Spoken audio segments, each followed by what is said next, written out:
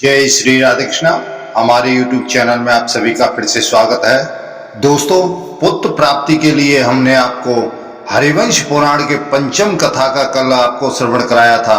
आज हम छठे दिवस की कथा का प्रारंभ कर रहे हैं। जो भी पति पत्नी इसको सुनता है उसको पुत्र संतान की प्राप्ति अवश्य होती है, परंतु ध्यान रहे इसको श्रवण करने से पहले आपको पूरब दिशा की तरफ मुख करके आसन करके बैठना है और पूरी कथा को सुनना है, बीच में बिल्कुल भी ना छोड़ें।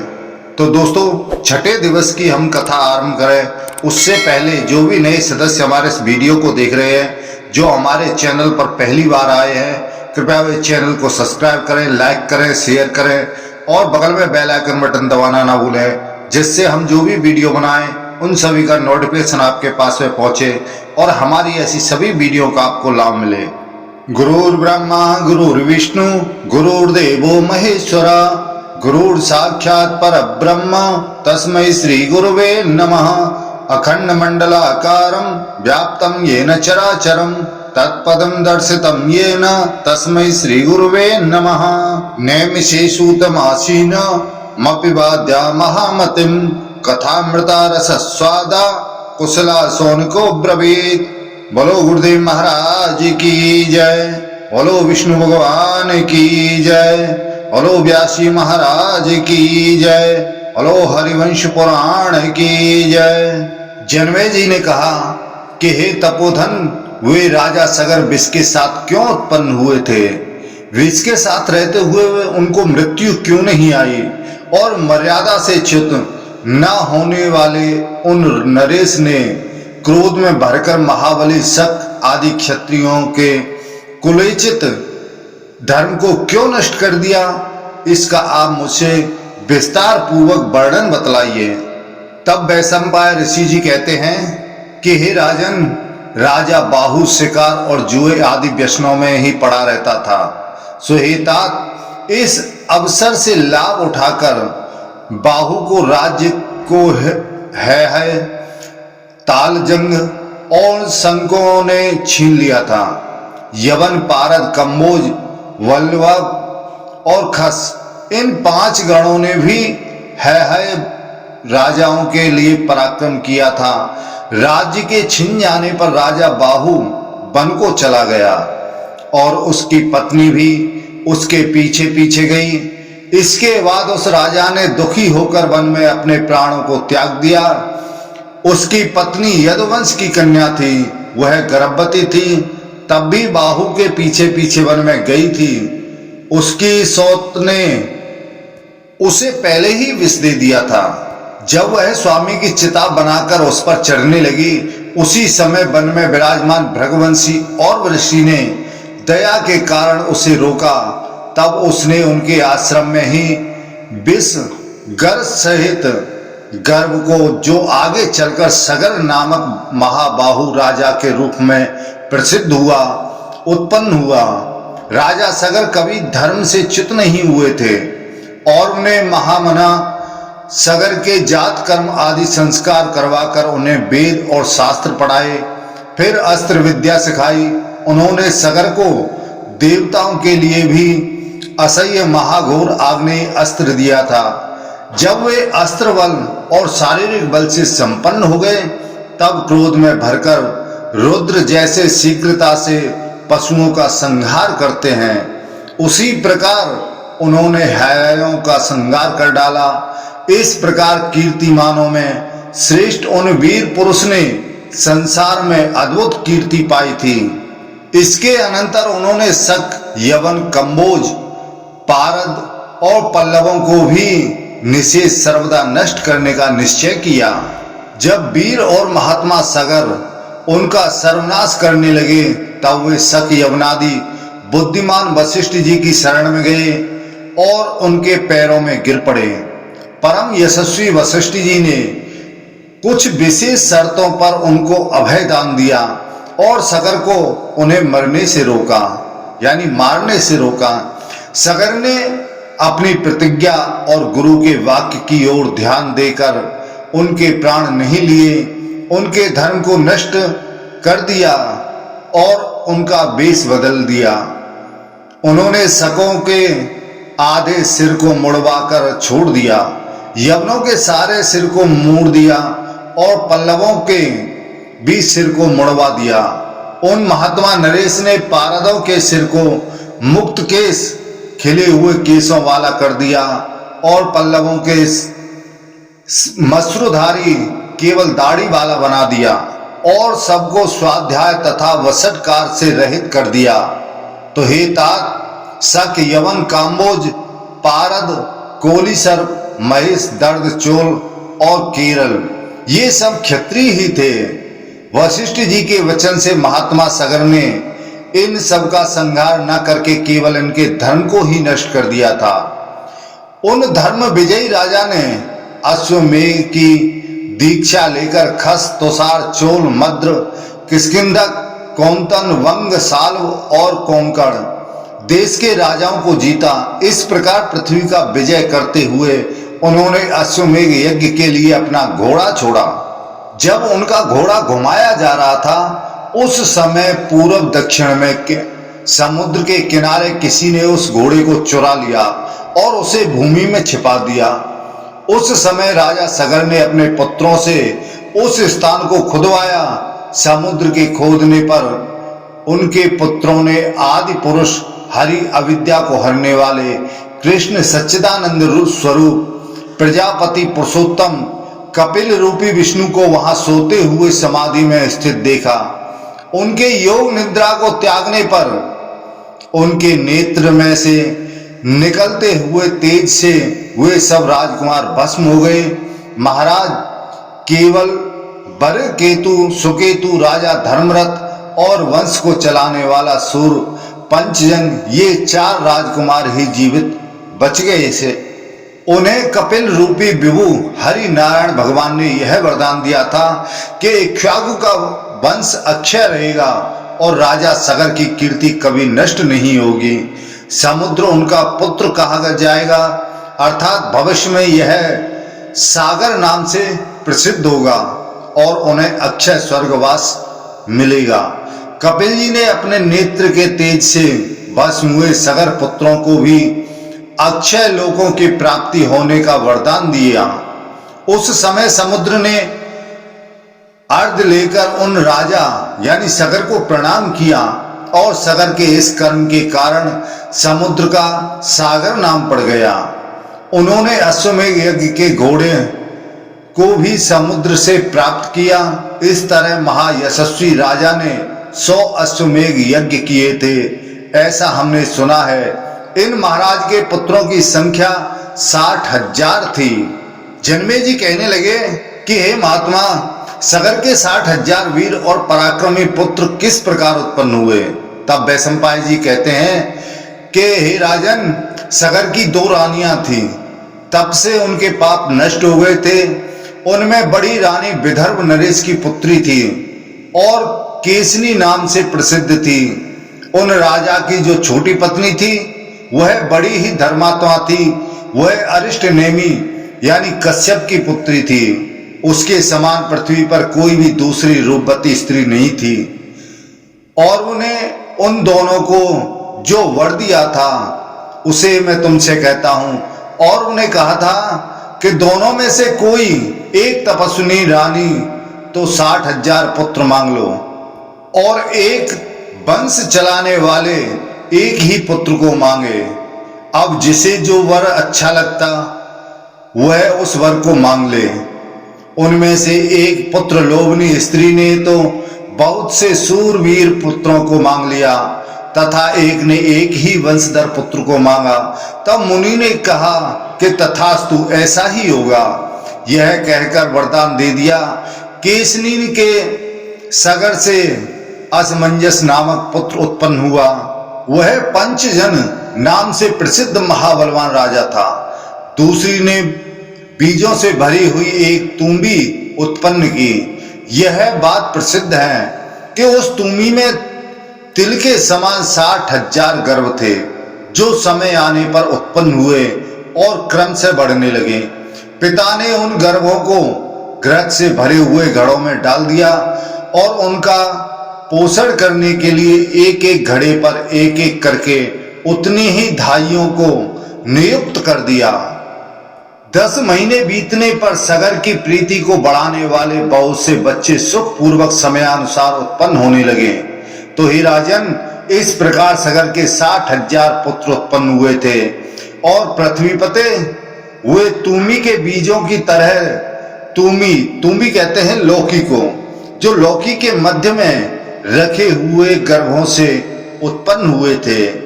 भगवान नारायण कपिल देव के तेज में प्रविष्ट हुए राजकुमारों से एक पंचजन असमंजस नामक राजपुत्र ही राजा हो पाया।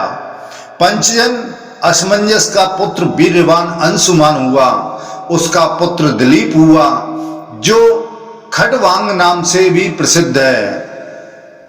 उसने मुहूर्त भर का यानी 48 मिनट का जीवन पाकर स्वर्ग से इस मृत्यु लोक में आकर सूक्ष्म बुद्धि से तथा सत्य ब्रह्म भाव के द्वारा तीनों लोकों को तत्वतः जान लिया था।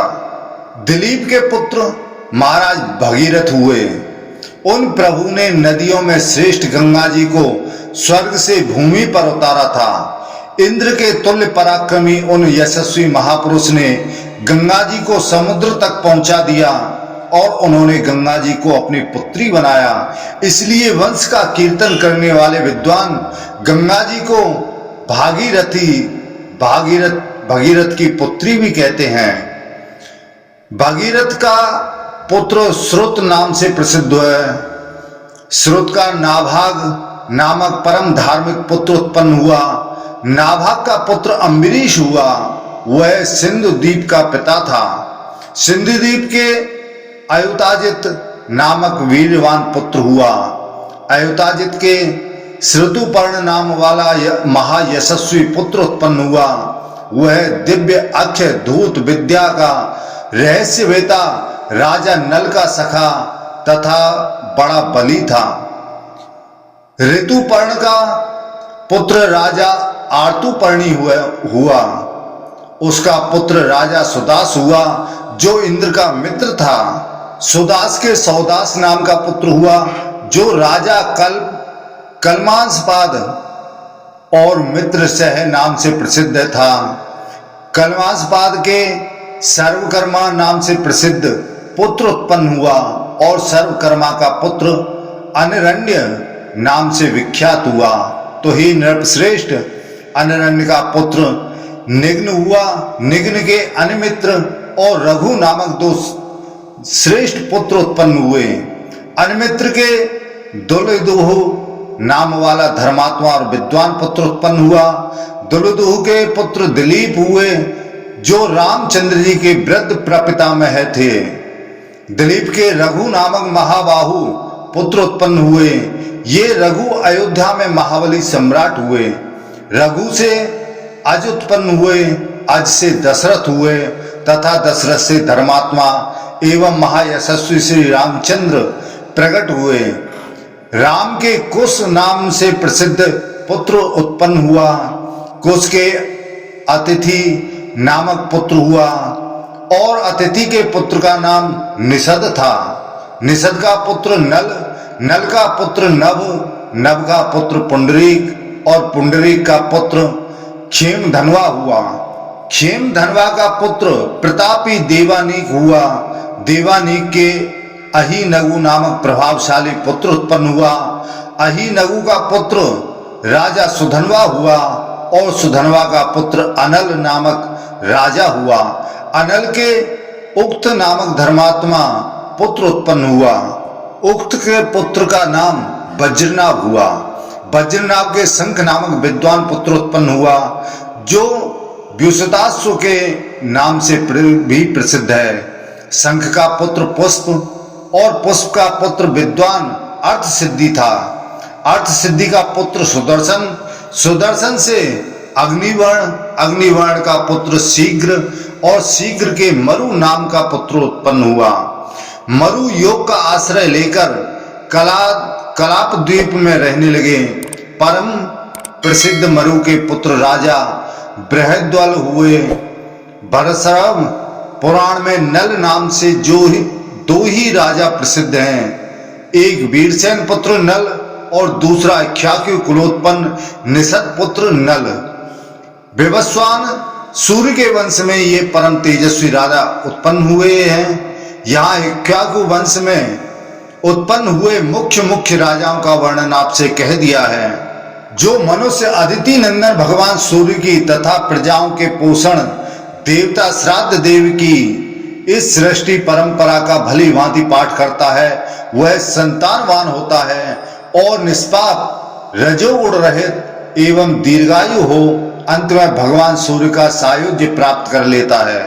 तब जन्मेजय कहने लगे कि हे द्विजश्रेष्ठ अदिति नंदन भगवान सूर्य के पुत्र यम श्राद्ध देव क्यों कहलाते हैं और श्राद्ध की उत्तम विधि क्या है, उसे मैं सुनना चाहता हूँ।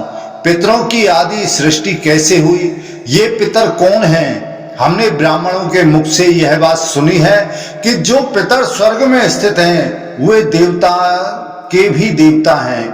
वेद के जानने वाले भी ऐसा ही कहते हैं। मैं इस बात को भली भांति जानना चाहता हूँ कि उनके जो गढ़ कहे गए हैं उनका जो परम बल है और हमारा किया हुआ श्राद्ध जिस प्रकार उन्हें तृप्त करता है तथा जो पितर प्रसन्न होकर मनुष्यों का कल्याण करते हैं उन सबको एवं उत्तम पितृ सर को मैं जानना चाहता हूँ, वह किस प्रकार होता है।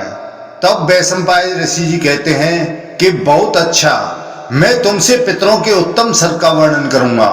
हमारा किया हुआ श्राद्ध जिस प्रकार पितरों को तृप्त करता है तथा जो पितर श्राद्ध से संतुष्ट होकर हमें कल्याण के भागी बनाते हैं उनका परिचय मैं तुमसे बताता हूँ कि पूर्व काल में भीष्म के पूछने पर मार्कंडेय जी ने उनसे इस विषय का वर्णन किया था।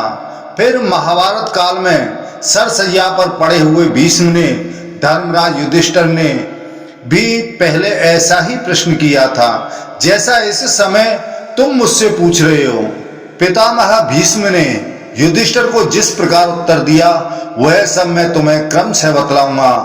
पहले मार्कंडेय जी के पूछने पर सनत कुमार जी ने जो उपदेश दिया था वही युधिष्ठिर और भीष्म के संवाद में कहा गया है।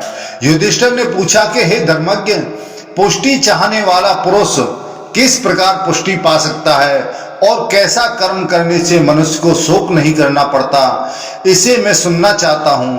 तब पितामह भीष्म जी कहते हैं कि हे युधिष्ठिर, जो समस्त कामनाओं को पूर्ण करने वाले श्राद्धों द्वारा तत्पर होकर पितरों को तृप्त करता है वह पितरों की प्रीति में लीन रहने वाला श्राद्ध करता इस संसार में आनंद भागी होता है और मरने के बाद परलोक में सुख भोगता है।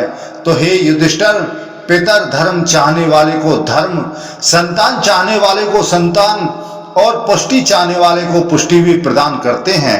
तब युधिष्ठिर पूछते हैं कि किन्हीं के पितर स्वर्ग में रहते हैं और किन्हीं के नरक में, क्योंकि यह बात प्रसिद्ध है कि प्राणियों को अपने अपने कर्मों से उत्पन्न होने वाला फल अवश्य भोगना पड़ता है।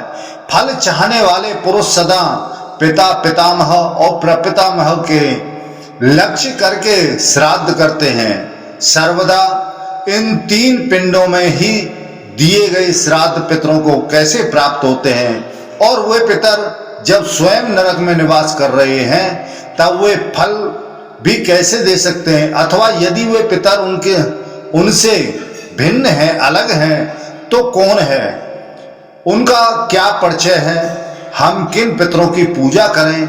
हमने सुना है कि स्वर्ग में रहने वाले देवता भी पितरों की पूजा करते हैं। महाद्युते, इन सब बातों को मैं विस्तार पूर्वक सुनना चाहता हूँ। पितरों के निमित्त किया हुआ श्राद्ध किस प्रकार प्राणियों का उद्धार करता है, इस कथा का आप मुझसे वर्णन कीजिए, क्योंकि आपकी बुद्धि अथाह है, आप विद्वान हैं। तब भीष्म पिताजी कहते हैं कि हे शत्रुमर्दन, हम लोग जिनकी पूजा करते हैं इस विषय को जैसा मैंने सुना है वह सब तुमसे कहता हूँ। जो अन्य पिता, पितामह आदि से भिन्न जो अलग पितर हैं, इस विषय में मेरे परलोकवासी पिता ने ही गाथा गाई है। श्राद्ध के समय जब मैं अपने पिता को पिंड देने लगा तब उनका हाथ भूमि को फाड़कर निकल आया और वे उस हाथ में ही मुझसे पिंड मांगने लगे। उनका बाजूबंद आदि हाथ के आभूषणों से विभूषित और लाल लाल अंगुलियों वाला वह हाथ वैसा ही था जैसा मैंने पहले जीवित अवस्था में देखा था। उस समय मैंने विचार किया कि कल्प सूत्रों में तो मैंने ऐसी विधि कहीं नहीं देखी। यह विचार कर मैंने बिना कुछ परवाह किए ही पिंडों को कुशाओं पर ही रख दिया। निष्पाप भरतश्रेष्ठ उस समय मेरे द्वारा संतुष्ट किए गए पिता परम प्रसन्न हुए और मधुर वाणी से सबसे कहने लगे, और उन्होंने मुझसे भी कहा कि पुत्र, तू धर्मज्ञ और विद्वान है। तुझ सरीखा सुपुत्र होने से मुझे पुत्रवान होने का फल मिल गया तथा मैं इस लोक और परलोक दोनों में कृतार्थ हो गया। दृढ़ता पूर्वक ब्रह्मचर्य व्रत का पालन करने वाले निष्पाप भीष्म, धर्म में लोगों की आस्था दृढ़ करने के लिए ही मैंने यह तेरी परीक्षा ली है। धर्म की रक्षा करने वाले को जैसे धर्म का चौथाई फल मिलता है, इसी प्रकार धर्म की रक्षा न करने वाले मूढ़ मनुष्य पाप के चौथाई फल को पाता है। धर्म विषयक आचार में राजा जिस बात को प्रमाणित बता देता है, प्रजा उस प्रमाणभूत राजा के आचरण का अनुकरण करती है। तो हे भरत श्रेष्ठ, तूने सनातन धर्म वैदिक धर्म को ही प्रमाण माना है, इसलिए मैं तुम पर बहुत ही प्रसन्न हुआ हूं। अब इस प्रसन्नता के कारण मैं तुझे श्रेष्ठ वर देना चाहता हूं। तू तीनों लोकों में दुर्लभ वर को ग्रहण कर। तू जब तक जीवित रहना चाहेगा तब तक तुझ पर मृत्यु का प्रभाव न होगा। तेरी आज्ञा पाने पर ही तुझ पर मृत्यु प्रभाव डाल सकेगी। और जो बात तेरे मन में हो उसे बता, मैं तुझे तेरी प्रार्थना के अनुसार और कौन सा उत्तम वर दूं। पिताजी के इस प्रकार कहने पर मैंने उन्हें हाथ जोड़कर प्रणाम किया और कहा कि हे श्रेष्ठतम पुरुष, मैं आपकी प्रसन्नता से ही कृतकृत्य हो गया। यदि मैं इससे भी अधिक अनुग्रह का पात्र हूं तो मैं आपके मुख से एक प्रश्न का उत्तर सुनना चाहता हूं।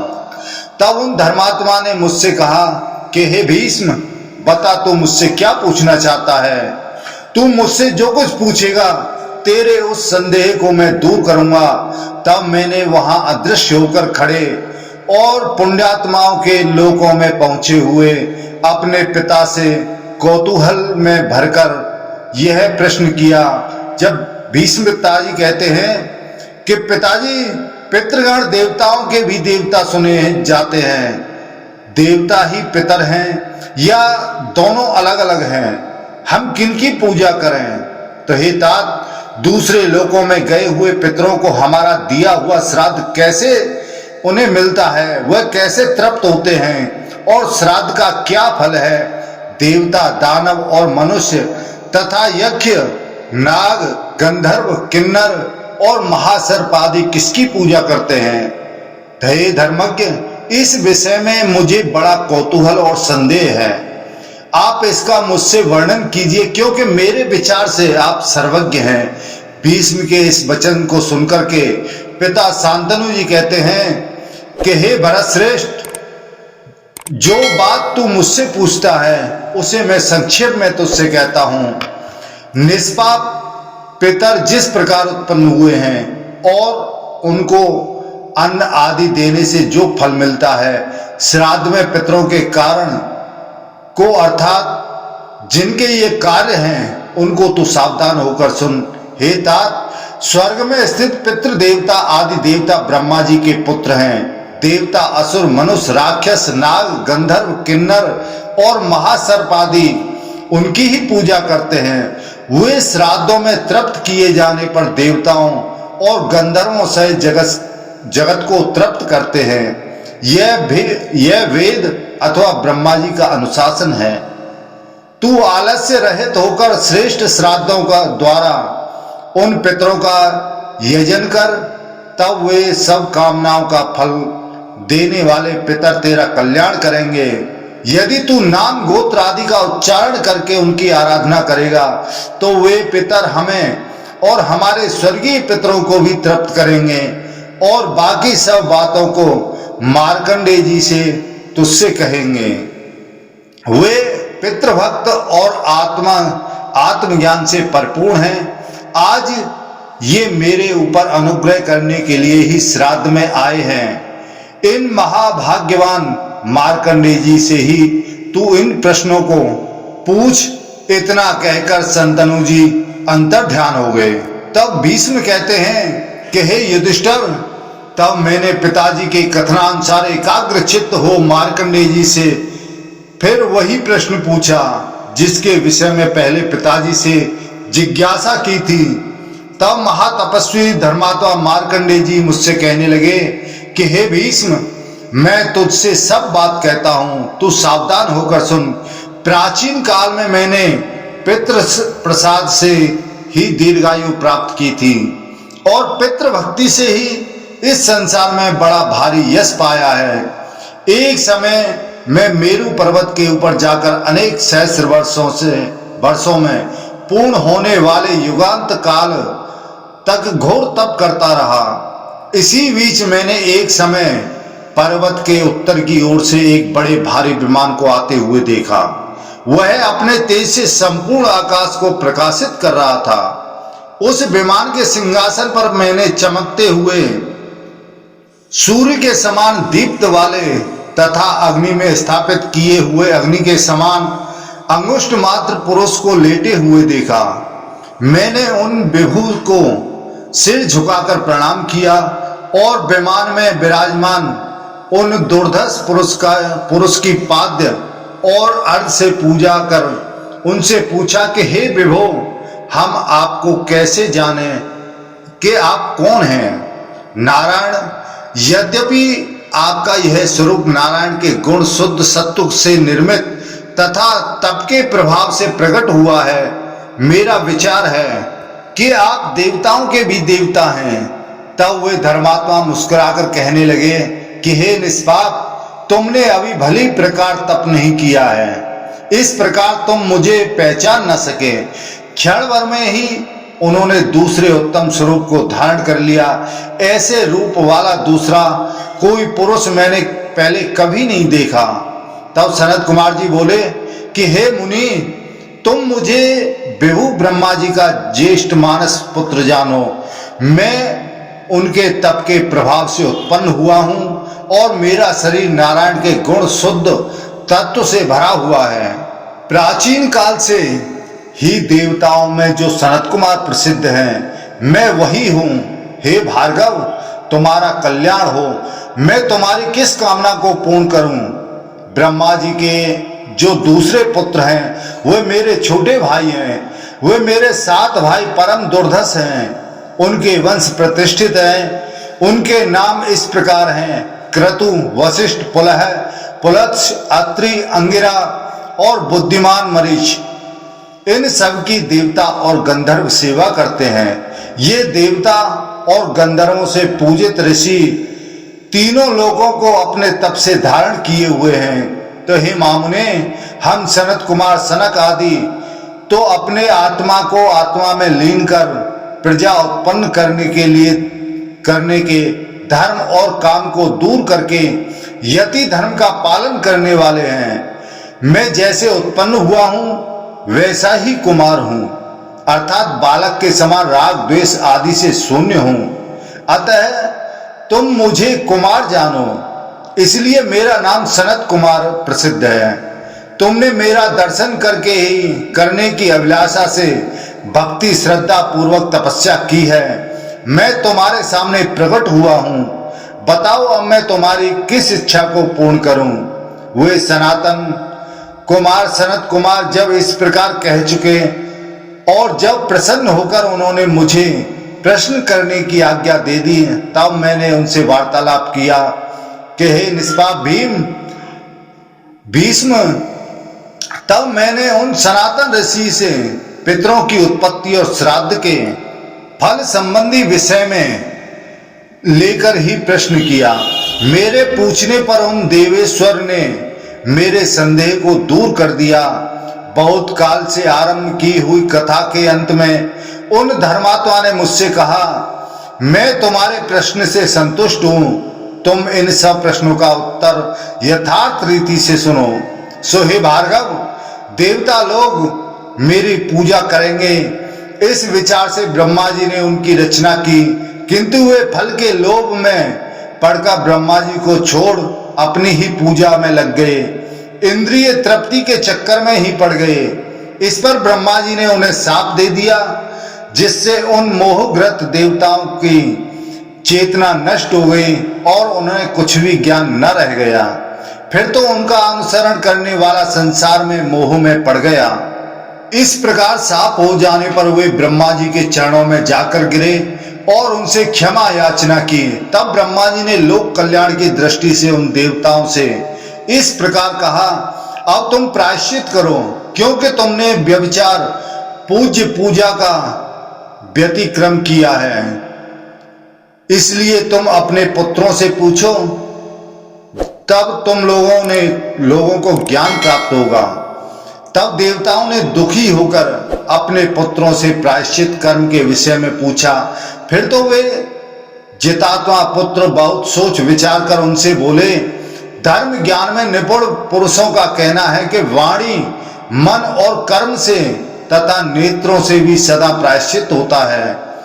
देवताओं, तुम प्रायश्चित के तत्व को जानकर सचेत हो जाओ।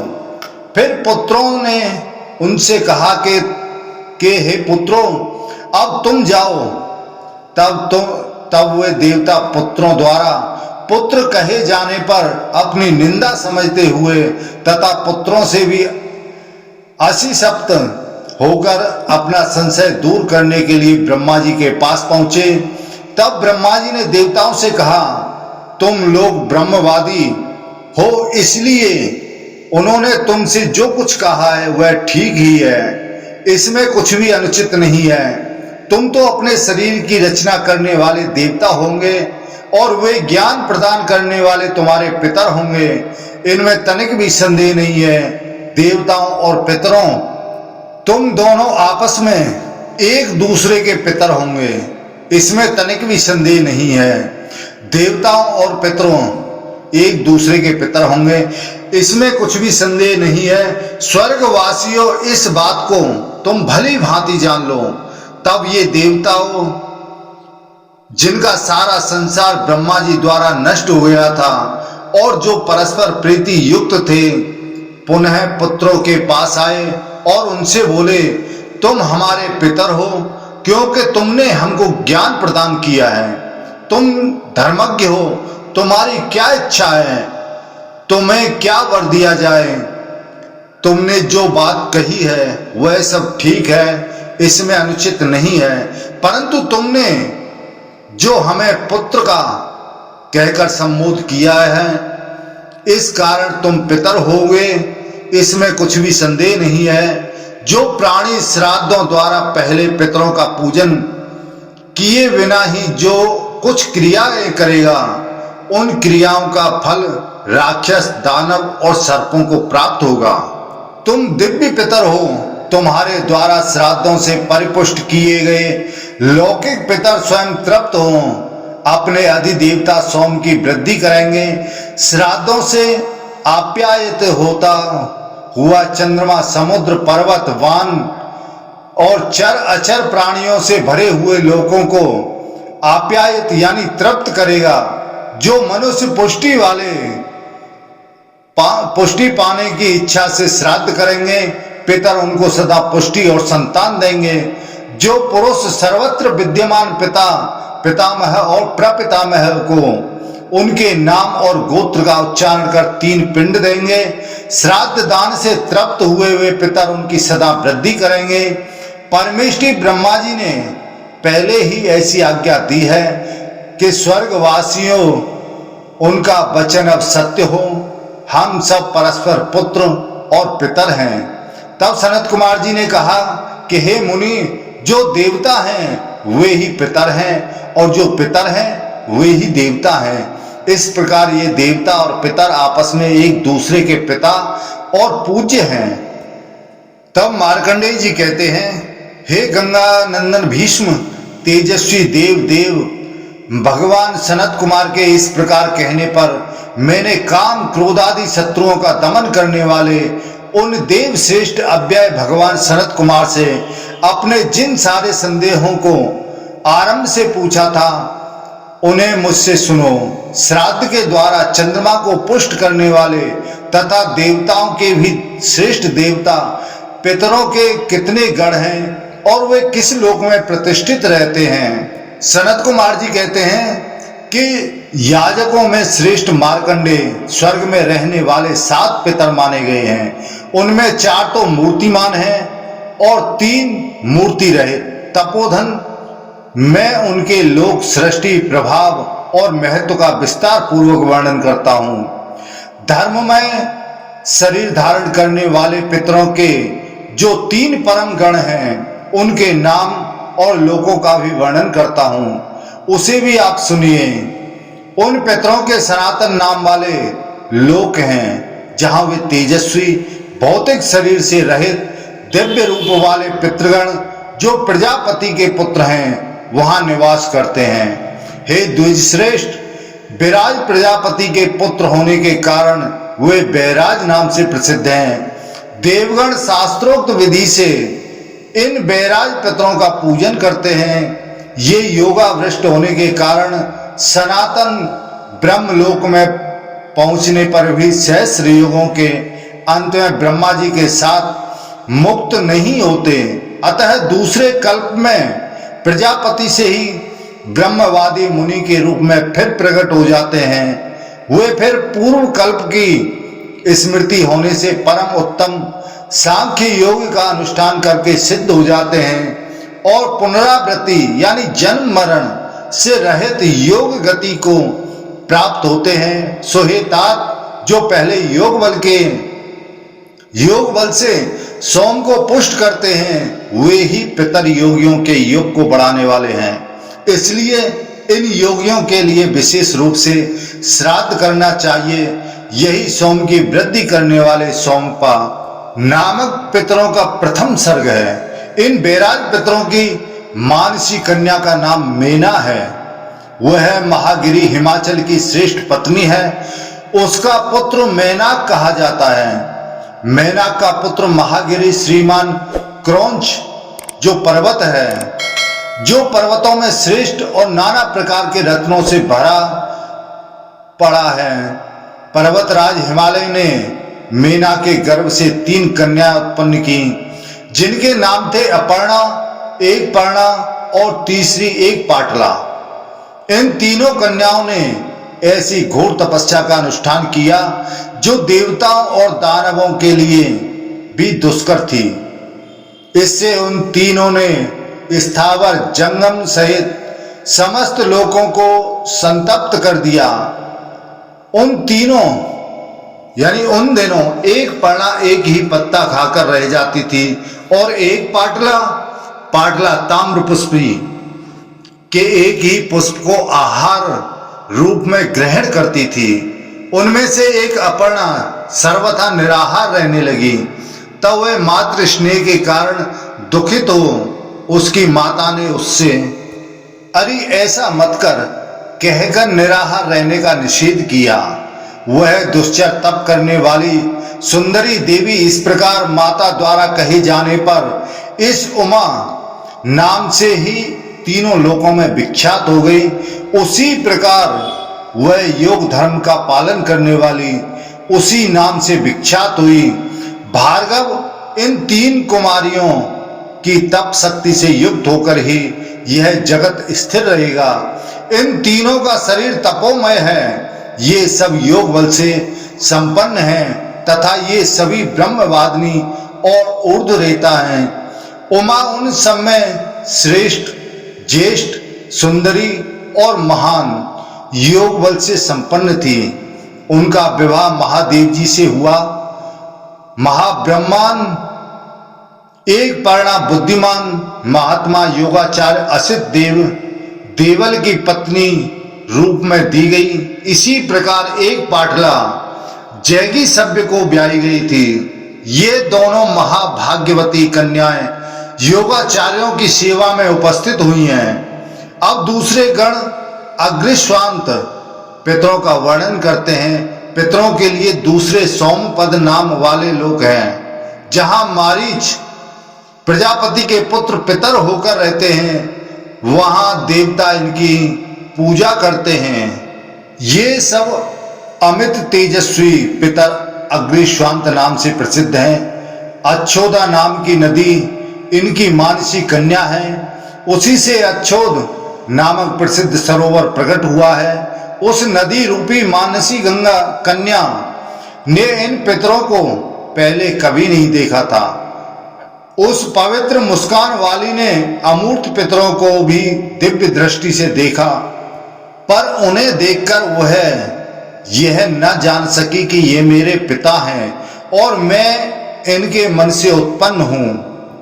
तब वह सुंदरी अच्छोदा उस दुख के कारण लज्जित हो गई।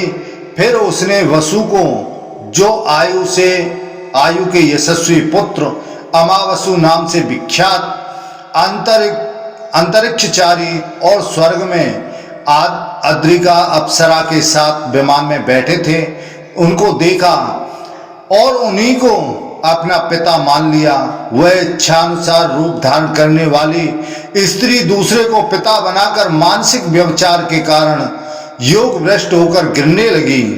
स्वर्ग में भ्रष्ट होकर नीचे को गिरती हुई अच्छोदा ने त्रसरेणु के आकार के 3 विमानों को देखा। उसके पश्चात उसने उसमें बैठे हुए उन पितरों को देखा, जो अत्यंत सूक्ष्म, स्पष्ट न दिख पड़ने वाले और अग्नियों में स्थापित अग्नि के समान उद्दीप्त हो रहे थे। नीचे सिर करके गिरती हुई अच्छोदा ने उनसे आर्त स्वर में कहा, मेरी रक्षा कीजिए। तब उन पितरों ने कहा कि डरो मत। उनके ऐसा कहते ही अच्छोदा आकाश में रुक गई। फिर दीन वाणी से उन पितरों को प्रसन्न करने लगी।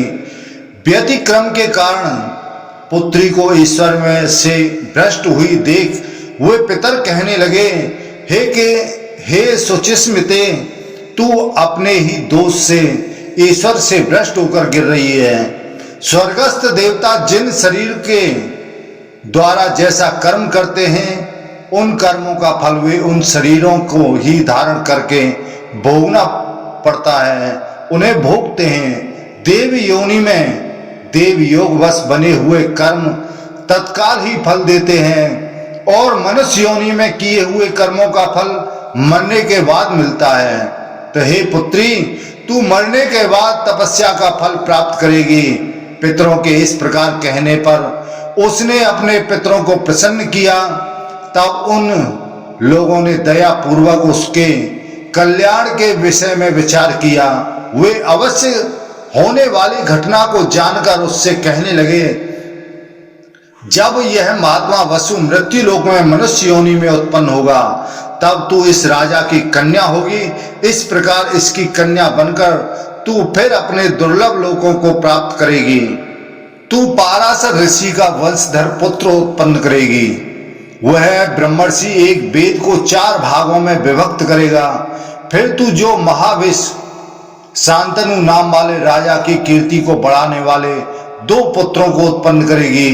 उनमें से एक धर्मज्ञ पुत्र का नाम विचित्र वीर्य होगा और दूसरे कल्याणमय पुत्र का नाम चित्रांगद होगा। इन पुत्रों को उत्पन्न करके तू अपने लोकों में फिर आ जाएगी।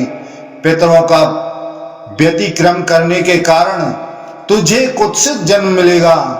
तू इसी राजा के द्वारा अद्रिका के गर्भ से कन्या रूप में उत्पन्न होगी और 28वें द्वापर में मछली की संतान के रूप में प्रकट होगी। पितरों के इस प्रकार कहने पर वह राजा वसु की पुत्री बनकर मत्स्य योनि में उत्पन्न हुई। वही दासेई दासराज की पुत्री तथा सत्यवती कहलाती है। अब पितरों के तीसरे गण वरिषदों का वर्णन करते हैं। स्वर्ग में वैभ्राज नाम के दर्शनीय लोक हैं, जहां वरिषद नाम वाले द्युलोक विख्यात पितृगण निवास करते हैं। समस्त देवगण यक्ष, गंधर्व, राक्षस, नाग, सर्प और अमित तेजस्वी गरुण आदि उन वरिषद नाम वाले पितरों की उपासना करते हैं। वरिषद नामक पितर महाभाग्यवान, तेजस्वी, तपस्वी और महात्मा हैं तथा महान आत्मबल से युक्त प्रजापति पुलत्स्य के पुत्र हैं। इन वरिष्ठ पितरों की मानसी कन्या पीवरी नाम से विख्यात है। पीवरी स्वयं योगिनी, योगी की पत्नी और योगियों की माता है। धर्म धारणी स्त्रियों में श्रेष्ठ यह पीवरी द्वापर में उत्पन्न होने वाली है। उसी युग में पराशर के कुल में व्यास जी के द्वारा अरणी के आविर्भूत धूम रहित अग्नि के समान प्रकाशमान महातपस्वी महायोगी द्विज श्रेष्ठ सुख उत्पन्न होंगे। वे ही सुखदेव पितरों की इस कन्या पीवरी में कृष्ण, गौर, प्रभु और शंभु इन चार महाबली योगाचार्य पुत्रों तथा ब्रह्मदत्त की जननी और अड़हु की पत्नी कृत्वी नाम वाली कन्या को उत्पन्न करेंगे। वे धर्मात्मा इन महाव्रतधारी योगाचार्यों को उत्पन्न कर अपने पिता व्यास जी के धर्मों का रहस्य सुनेंगे। उसके पश्चात अपार बुद्धि वाले महायोगी सुख अपुनरावर्तनी गति को प्राप्त होंगे। वह परम गति उद्वेग रहित, कभी नष्ट न होने वाला तथा सनातन ब्रह्म पद रूप है। हे मुने, अमूर्तमान पितर धर्ममय शरीर धारण करने वाले हैं। इन्हीं से वृष्टि और अंधक कुलों से संबंध रखने वाली यह कथा आरंभ होती है। सुकाल नामक पितर प्रजापति वशिष्ठ के पुत्र हैं। वे दीप्तिमान हैं और वे दीप्तिमान पितर स्वर्ग में सभी कामोपभोगों से परिपूर्ण तथा ज्योतिर्मय लोकों में निवास करते हैं। ब्राह्मण लोग उनकी आराधना करते हैं। मार्कंडेय जी कहते हैं कि हे भीष्म, इन सुकाल नामक पितरों की मानसी कन्या स्वर्ग में गौ नाम से विख्यात है। वह तुम्हारे ही वंशज में दी गई है। वह सुख की प्रिया भार्या है। साधुओं की कीर्ति बढ़ाने वाली वह गौ यहाँ एक श्रृंगा नाम से प्रसिद्ध है। अब क्षत्रियों द्वारा पूज्य अंगिरस पितरों का वर्णन करते हैं। पहले जिनका साध्यों ने पोषण किया था, वे अंगिरा ऋषि के पुत्र अंगिरस पितर सूर्य की किरणों से प्रकाशित होने वाले लोगों का आश्रय लेकर रहते हैं। सुहितात फल चाहने वाले क्षत्रिय लोग उन अंगिरस पितरों का पूजन करते हैं। उन अंगिरस पितरों की मानसी कन्या यशोदा नाम से प्रसिद्ध है। वह विश्व महान की पत्नी वृद्ध शर्मा की पुत्रवधू और राजर्षि महात्मा दिलीप की माता है। सुहितात उस समय देवयुग में उस दिलीप के अश्वमेध नामक महायज्ञ में महर्षियों ने प्रसन्न होकर यह गाथा गाई थी, जो मनुष्य चित्त को एकाग्र करके सांडिल्य गोत्र में उत्पन्न महात्मा अग्नि के जन्म को सुनकर सत्यवादी महात्मा दिलीप को यज्ञ करते देखते हैं, वे भी स्वर्ग लोक को जीत लेंगे। कर्दम प्रजापति के सुस्वाधा नाम वाले पितर हैं, जो ब्राह्मणों में श्रेष्ठ और महान आत्मबल से संपन्न हैं तथा महर्षि पुलह से उत्पन्न हुए हैं। ये आकाश में विचरण करने वाले सुस्वधा संज्ञक पितर स्वर्ग में इच्छानुसार सब कामनाओं की पूर्ति करने वाले लोकों में रहते हैं। फल कोमुक वैश्यगण इनकी उपासना करते हैं। सनत कुमार जी कहते हैं कि हे ब्राह्मण, उनकी मानसी कन्या विरजा नाम से प्रसिद्ध है। वह ययाति की माता और नहुस की पत्नी है। यह मैंने मनुष्य पूज्य पितरों के 3 गणों का वर्णन किया है। अब चौथे गण का वर्णन सुनो। ये पितृगण कवि की पुत्री श्वधा के गर्भ से उत्पन्न हुए पुत्र हैं और सोमपा कहलाते हैं। ये अग्नि के आत्मज हैं। शूद्र इनकी उपासना करते हैं। वे स्वर्ग में जिन लोकों में निवास करते हैं, वे मानस लोक कहलाते हैं। उनकी मानसी कन्या नर्मदा है, जो नदियों में श्रेष्ठ है। वह दक्षिणा पथ की ओर बहकर प्राणियों को पवित्र करती है। वह पुरुकुत्स की पत्नी और त्रसदस्यु की माता है। प्रजापति मनु प्रत्येक युग के आरंभ में इन पितरों को पूज्य समझकर लुप्त हुए श्राद्ध धर्म का उद्धार करने के लिए श्राद्धों को फिर प्रचलित किया करते हैं। इन सब 7 प्रकार के पितरों के आदि में उत्पन्न होते हैं और ये अपने धर्म के प्रवर्तक हैं। इस कारण इनको श्रद्ध देव कहते हैं। इन सब पितरों को चांदी का या चांदी मिला हुआ पात्र तथा स्वधा पितृभ्य कहकर दिया हुआ श्राद्ध तृप्ति और प्रसन्नता का प्रदान करता है। जो मनुष्य सोम अग्नि और वैवस्वत यम का आप्यायन करके सिर अग्नि में उदगायन करता है अथवा अग्नि के अभाव में जल में उदगायन करके पितरों को भक्ति पूर्वक तृप्त करता है, उसे पितर तृप्त करते हैं तथा उसकी बहुत सी संतान, पुष्टि, स्वर्ग एवं आरोग्य और समस्त अभीष्ट वस्तुएं प्रदान करते हैं। तो हे मुने, पितृ कार्य देव कार्य से भी श्रेष्ठ है। पितर आप्यायन तृप्त करने पर देवताओं से भी पहले प्रसन्न हो जाते हैं। ये पितर शीघ्र प्रसन्न होने वाले और क्रोध रहित हैं और तीनों लोगों को प्रसन्न रखने वाले हैं। सनत कुमार मार्कंडेय जी से ऋषि से कहते हैं कि हे भार्गव, पितरों का प्रसाद सदा स्थिर रहने वाला होता है, इसलिए तुम उन्हें प्रणाम किया करो। तुम पितरों के भक्त हो और मेरे तो बहुत बड़े भक्त हैं हो। हे निष्पाप महर्षि, इसलिए मैं आज तुम्हारा कल्याण करूंगा, उसे तुम स्वयं प्रत्यक्ष देख लो। मैं तुम्हें विज्ञान सहित दिव्य नेत्र प्रदान करता हूं। तब मार्कंडेय जी कहते हैं कि हे मार्कंडेय, तुम श्राद्ध के फल स्वरूप मिलने वाली इस गति को सावधान होकर सुनो। तुम जैसा सिद्ध पुरुष भी इस मासमय चक्षु से योगियों की दिव्य गति को और पितरों की परागति को नहीं देख सकता। ज्यों कहकर वे देवेश सामने खड़े हुए मुझको देवताओं के लिए भी दुर्लभ विज्ञान से दिव्य नेत्र देकर द्वितीय अग्नि के समान प्रकाशित होते हुए अपने इष्ट स्थान को चले गए। उन देवता की कृपा से मैंने जो घटना देखी थी उसे तुम सुनो।